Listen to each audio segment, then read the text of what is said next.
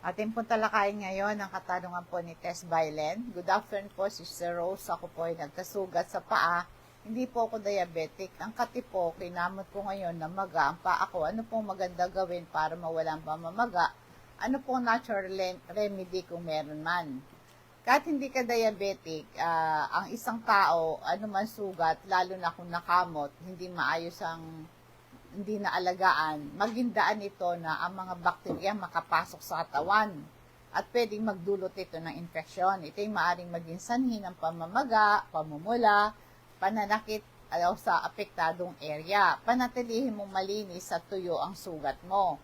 Hugasan ang sugat ng regular na tubig, maligamgam, ganon. Gumamit ka ng antibacterial na sabon. Patuyuin mo siyang mabuti bago mo takpan. Pag sinabi mong antibacterial soap, ito'y nakadesign para patayin yung mga bakterya. At yung mga antibacterial soap, nakaka-reduce ng spread ng germs at napiprevent yung infection. Meron kang mabibiling sabon na nakalagay antibacterial. Pwede mong gamitin ito. Huwag yung regular soap. Kailangan po yung antibacterial na sabon para tanggalin yung germs.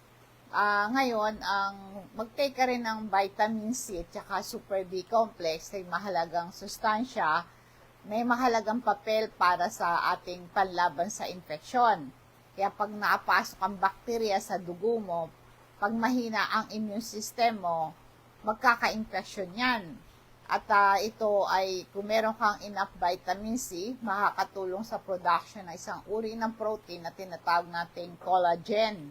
Ito'y mahalaga, pampatibay ng ating balat kung nasugat ka para agad gumaling. Pampatibay ng ating buto, pampatibay ng ating mga ugat. Yan po yung collagen. Kaya ito pong Super B complex tumutulong pagsuporta sa ating immune system.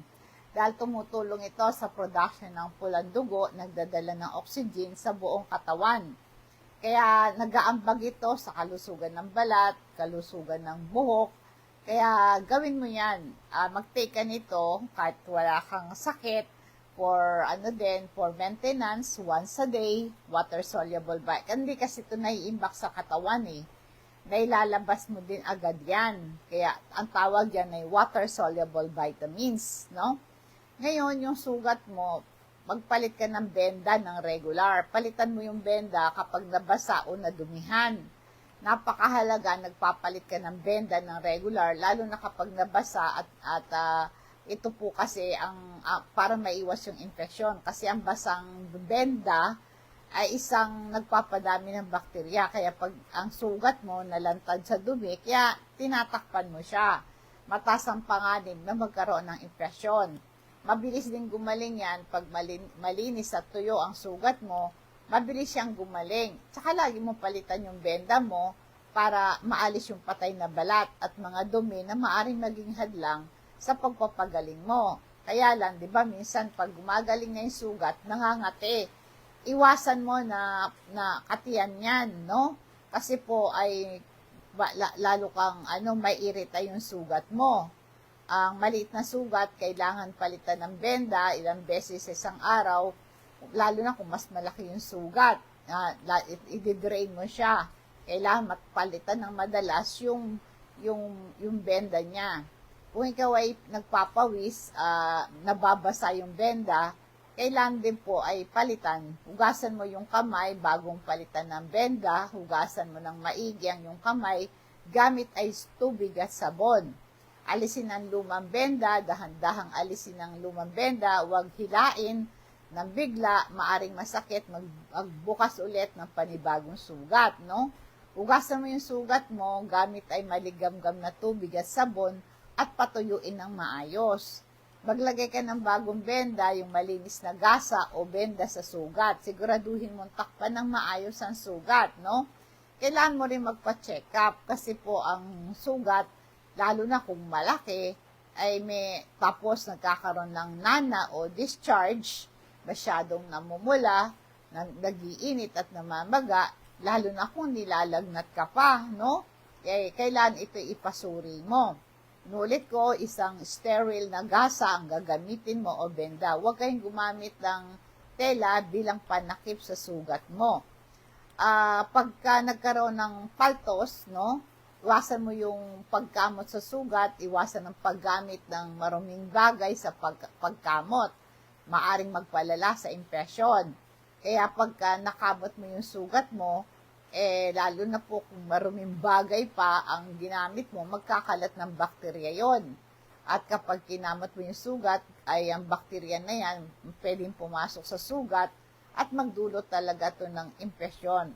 At maaring masira yung bagong tissue, ang pagkamot ay nagdudulot ng pagkasira ng bagong tissue na nagsisimulang lumalabas sa sugat. Kaya nagpapabagal ng proseso ng paggaling, pagkamot ka ng kamot. Lalo na kung nagdugo pa yan. Ang sugat, pagka nagdugo yan, mahirap gumaling. Kakalat ang impresyon sa ibang bahagi ng katawan, no? Kaya wag gamitin, no? Yung kamay dapat malinis, sinabon mo para hindi magkalat ang impression sa ibang bahagi ng katawan mo. Kaya kung makati ang sugat mo, hugasan mo yung kamay mo bago mo hawakan ng sugat. Hugasan ng maigi yung kamay gamit ay sabon at tubig. Maglagay ng malamig na compress, maglagay ng malamig doon sa taas ng sugat. Makakatulong para matanggal yung kate at pamamaga, no? Pwede yung yelo, ipatak mo mismo doon sa sugat mo. Pwede kang gumamit ng anti-itch cream, yung cream na pang-alis ng kate, no? Maaring ito'y dapat rekomendado ng doktor. Naulit ko, iwasan ng kamutin, mahirap gumaling ang sugat pag kinakamot mo. Maaari kang magsuot ng guwantes sa bendahe upang maiwasan ng pagkamot. Pa-check up ka sa doktor pagka grabe ang pangate at may discomfort ka. Iwasan mo talaga yan, makakatulong po ang pagpigil ng impression, mabilis ang propreso ng paggaling mo pag hindi mo kinakamot. Kaya inulit ko, ikonsulta mo ang sugat mo kapag namamaga, may nanang lumalabas, linalagnat ka, namumula, na kumakalat, nananakit, hindi nawawala po yung sakit kahit nabigyan mo pa ng gamot. Ang pagpa-check up sa doktor ay pinakamahusay na paraan upang matiyak ang sugat ay maayos na magamot at maiwasan ng komplikasyon. Meron tayong oil na crystal oil, ito'y plant extract, may iba't ibang benepisyo to sa kalusugan. Ito po'y nagpapaginhawa ng kirot at sakit at pamamaga. Ito'y nakakatulong magpapaginhawa po ng mga sakit dulot ng arthritis, sakit ng lalamunan, sakit ng ulo at pagkahilo. Napapabuti pa yung tulog mo kasi yung aroma ng crystal oil, pampatulog, pangalis din ng bara sa ilong, paninikip ng dibdib, haplasan mo yung ilong mo, nakakaginhawa ng sakit ng tiyan. Kung kayo po'y may kabag, merong hyperacidity, para maibsan ang gas, bloating at pananakit ng tiyan, makatulong din ito sa pagkontrol ng pagsusuka. Haplas mo lang ng crystal oil. Tsaka yung amoy ng crystal oil, naitataboy niya yung lamok. Makakatulong para kung ikaw ay nakagat ng lamok at nangate, pahiram agad ng crystal oil, tanggal yon. Yung atin naman pong activated charcoal, ito'y itim na pulbos, may iba't ibang materyales galing sa kahoy o baon ng niyog. Ito'y ginagamit na ng medisina matagal ng panahon, meron siyang antibacterial properties, pampabawas ng pamamaga, pampabawas ng yung pinipigil na yung pagpasok ng mga bakterya sa loob ng ating dugo. Ito'y gamot sa pagkalason. Kung ikaw ay na food poison, na overdose ka sa gamot, pang-control ito ng diarrhea. At ito'y nakakaginhawa ng kabag, bloating, at nagsisipsip ng gas at toxin sa bituka. At nagpapabango ng hininga, ang activated charcoal, sumisipsip ng bacteria at toxin sa bibig, nakakatulong para tanggal ang bad breath mo. Kaya ito po'y malaking tulong po itong ating activated charcoal na to. Inulot ko po kapag may sugat ka, lalo na sa bandang paa, itaas mo ang iyong paa na mas mataas sa antas ng iyong puso upang mabawasan ang pamamaga. Maglagay ka ng ice pack, nakabalot sa tela yung ice sa apektadong area ilang minuto para mawala ang pamamaga, sakit. Pagkatapos ng cold compress, pwede kang kumamit ng warm compress, no? Maglagay ka ng warm compress pagka after ng cold para mapabuti ang circulation ng dugo. at bigyan mo ng sapat na pahinga yung paa mo, itaas mo siya, elevated mo siya, mataas pa kaysa dun sa puso mo. Iwasan mo yung maglakad ng matagal at nakaka-stress sa paa mo yan. Magsuot ka ng maluwag na sapatos, pumili ka ng sapatos na komportable ka at hindi mahigpit. Tandaan nyo po, pag may sugat ka, linisin ng sugat, hugasan ng sugat, gamit ay maligamgam na tubig at sabon araw-araw para maibsan ang infeksyon. Takpan ng sugat, gumamit ng malinis na benda, protekta ng sugat mula sa dumi at bakterya. Huwag kamutin ng sugat kasi pagka nagkamot ka, nagpapalala ng pamamaga at magdulot ng karagdagan infeksyon. Kaya pagka namaga na yan, may lagnat ka na, may naglalabas ng nana sa sugat, pa-check up ka na agad para mabigyan ka ng antibiotic cream, no? Antibiotic cream po, ito yung mga medication na may antibiotic na gamot na pampatay ng bakterya. Ito po ay ina-apply sa minor na sugat, mga nagalos, ma-prevent po yung infection, mag-promote ng healing. Paano po nakakapatay ng bakterya itong mga antibiotic cream na to? Kasi nga po, pag pinahiran mo ng antibiotic cream, nakikreate ng favorable environment para gumaling agad ang sugat mo. Ang common active ingredients sa antibiotic cream, meron siyang neomycin, no? Meron siyang bacitracin, polymyxin. Ito yung mga triple antibiotic ointment na makakatulong para gumaling agad ang sugat mo. Sa mga minor na sugat o mga nagalos, mag-apply ka lang ng manipis ng antibiotic cream sa malinis na sugat several times a day. Pagka napaso ka, pwede mong applyan yung antibiotic cream yan para ma-prevent ang infection. Marami mga tao gumagamit ng antibiotic cream as a preventative measure para sa ganon maiwasan ang further komplikasyon. Important na consider mo, pag malalim ang sugat mo, nagkaroon ng severe infection, at ang sugat mo ay nagpapakita ng infection tulad ng pamumula at saka yung pamamaga, ay pa-check up ka sa doktor for proper diagnosis and treatment. Maraming mga tao maaring allergic sila sa antibiotic cream, kaya namamaga, namumula, kaya pa-check up mo sa doktor, wag mo munang gamitin. Kasi minsan yung sobrang paggamit ng antibiotic cream, magkaroon ng antibiotic resistance na tinatawag. Alalahanin mo, ang antibiotic cream, ito po ay nakakatulong para pagaling ang minor na sugat, pero hindi sila substitute sa proper wound care, no? Kailangan po, linisin mo lagi yung sugat mo thoroughly before applying the cream at sundin mo yung doctor's instruction. Paalala mo na po sa ating calcium magnesium, magandang sa ating mga buto, maganda sa contraction ng ating mga kalamnan, mag-regulate ng presyo ng ating dugo. Ito po ay magandang pampatibay ng ating buto. Itong calcium magnesium sa normal contraction ng ating mga muscle.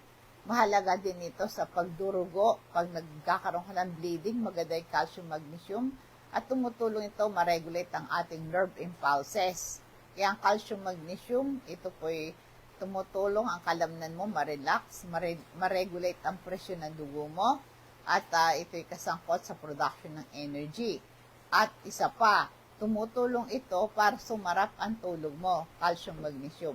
Ipaalam nyo po sa akin ang pangalan nyo, address at CP number nyo kung gusto nyo magpa-deliver ng ating mga health products. Pa-deliver po natin yan sa mga rider, cash on delivery, i-charge po sa nyo ang shipping fee. Mahalaga, inuulit ko, pa-check up ka, magkaroon ka ng tamang diagnosis, ang doktor maaaring magbigay ng tamang gamot para sa iyo, para angkop yung gamot mo para siguradong gumaling ka para hindi mo lumala. At ito isang preventive measure, maiwasan ng pagkalat ng infection para ito'y magandang remedyo para malutas ang problema mo. Magandang paraan po nito para malaman mo kung nagtabang gamot, pa-check up ka. Kaya merong mga natural remedies makatulong sa pag-alis ng pamamaga ng sugat sa paa. Alam niyo po ba yung bawang, meron siyang natural anti-inflammatory properties. Nakakabawas ito ng pamamaga. Ang gawin, pwede mong gilingin ang bawang, dikdikin mo, tapos pahiran mo dun sa sugat mo. Luya din, ito yung natural anti-inflammatory. pwede mong pikpikin, giligin ng luya, ipahid mo sa mamabagang bahagi ng paa mo. Kaya yung luyang dilaw, yung turmeric, no? Ito po ay maaring makatulong sa pagbawas ng pamamaga, no? Pwede mo rin gawing tea ang luya, kasama po ng ating turmeric. Yung aloe vera din po nakakatulong sa anti-inflammatory property. Pwedeng i-apply yung parang sipon, yung gel ng aloe vera, doon sa sugat, nakakabawas ito ng pamamaga. Ganon din ang malunggay. Ang malunggay, ito po isang tawag, drumstick tree ang tawag dito. Ito'y halaman na mayaman sa nutrients at antioxidant. Ito'y gamot sa iba't ibang sakit at kondisyon kabilang na yung sugat, no? Try mo po yan.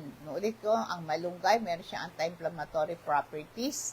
Meron siyang compound na nakakabawas ng pamamaga. At saka meron siyang antioxidant properties. Makatulong protektahan ng iyong sugat mula sa pinsala. Mabilis ang pagpapagaling mo. Ang ating pumalunggay, meron siyang antimicrobial properties, no? Maring makatulong pag-iwas sa infeksyon, gamutin ang iyong sugat sa pamamagitan ng malunggay. Ako po ginagawa ko, yung young leaves, dinudurog kong mabuti, durog na durog, pipigain ko yung katas, itatapat ko dun sa sugat, tapos itatapal ko yung pinagkatasan. Ito pong katas ng malunggay, isang topical ointment, maring pagpiga, gamitin mo kagad. Tapos yung dahon ng malunggay, pwede mo yung pinakagasa. Ang warm compress, ito'y makatulong sa pag-alis ng pamamaga sa sugat. Gamitin mo yan, i-apply mo yan, malaking tulong po.